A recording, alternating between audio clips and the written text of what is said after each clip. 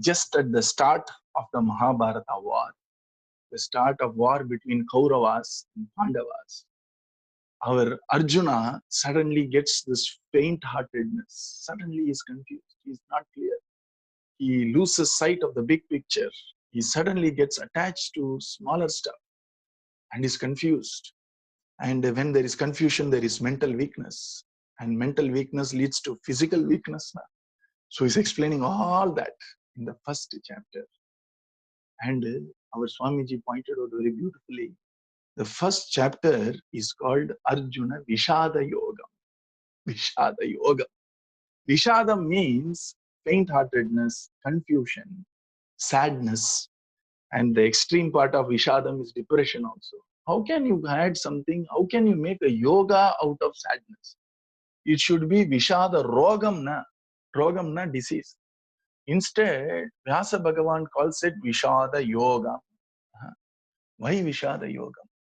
Our Swamiji has said that if somebody is blessed with a satsanga, if somebody is blessed with the company of divine or divinity himself, even small crises which happens inside and outside can be stepping stones for our spiritual realization.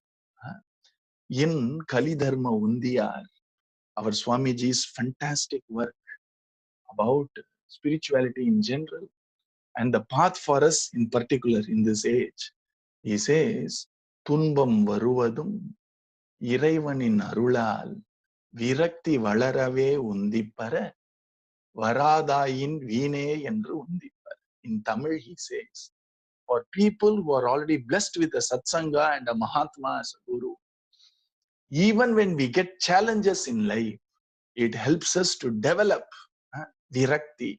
Virakti means develop a little bit of a strength to say no to injurious things of this world, injurious for our own progress in the spiritual path.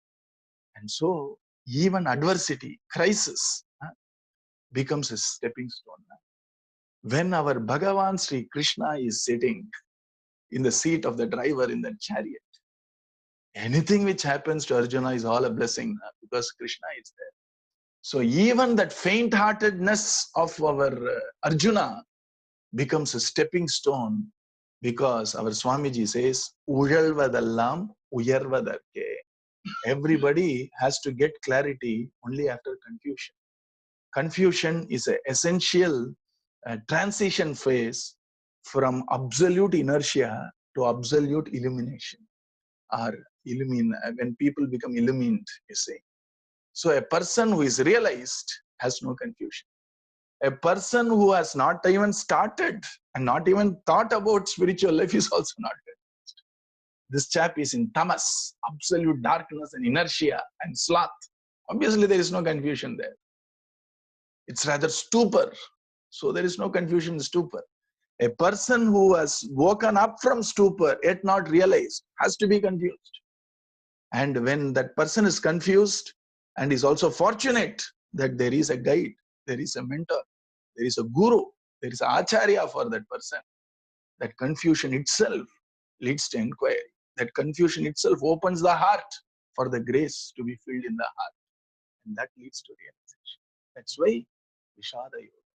People in spiritual lives truly don't shirk challenges, don't shirk crisis. And that's why Kunti Devi, the mother of Pandavas, what a devotee she is. She is telling Krishna, boldly telling Krishna, Vipada Santunas Saswat, Tatra Tatra Jagat Guru, Bhavato Darshanam Yasyat, Apunar Bhava Darshanam. In the same Kurukshetra where Gita happened, this Bhagavata is giving Bhagavata Gita to Krishna by saying, Krishna, I have a very strange prayer to be submitted to your holy feet. What is it? The prayer is, Krishna, let me be subjected to more and more troubles in life. Let me face more and more crises. And let that crisis be in such a way that it does not preclude your remembrance. A crisis which does not preclude prayers. a crisis which brings me to the feet of you, which is divinity yourself. That crisis which makes me pray fervently to your holy feet. So give me that type of a crisis which gives your darshan. Give me that type of a crisis which gives me your remembrance, smriti. Give me that type of a crisis which makes me pray with all my heart, all my soul, all my might. See the strength, Vishada Yoga. So Gita needs to start with Vishada Yoga, because unless we get a little knocks in this worldly life, normal people like us would never turn our eyes inwards or upwards towards Bhagavan. And that is the reason why essentially Gita has to start with the knock. Our Arjuna felt, and the knock was within. He was not afraid to fight. He was a warrior. He was a brave person. He was a courageous warrior. He was a Kshatriya. But then he had an internal trouble in understanding truth as it is, in understanding the situation as it is. And so he was weakened by his own confusion, which was the knock Arjuna had to undergo, to ask something beyond. They actually, both of them were equals. They were like friends. Believe it or not, Arjuna used to at times even rest his feet on Krishna's lap when he's relaxing, and vice versa. Arjuna, generally what we do when Thakurji is sleeping, we guard Thakurji by chanting Hare Ramana outside the Sannidhi. Here, Arjuna would say to Bhagavan, I'm going to take some rest, please take care of me, and he will go to sleep. And Krishna used to sit with Virasanam, taking care of Arjuna, because my friend is sleeping. What if there is any wild animal which can attack my friend?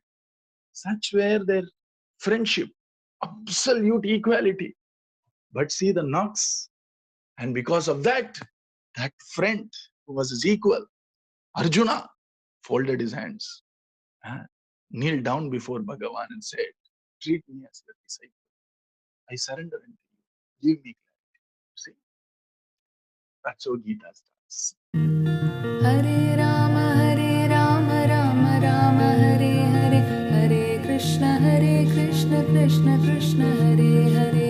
Hare Rama, Rama Rama, Hare Hare, Hare Krishna, Krishna Krishna, Hare Hare. Hare Rama, Rama Hare Hare, Hare Krishna, Krishna Krishna, Hare Hare. Hare Rama, Rama Hare Hare, Hare Krishna, Krishna Krishna, Hare Hare.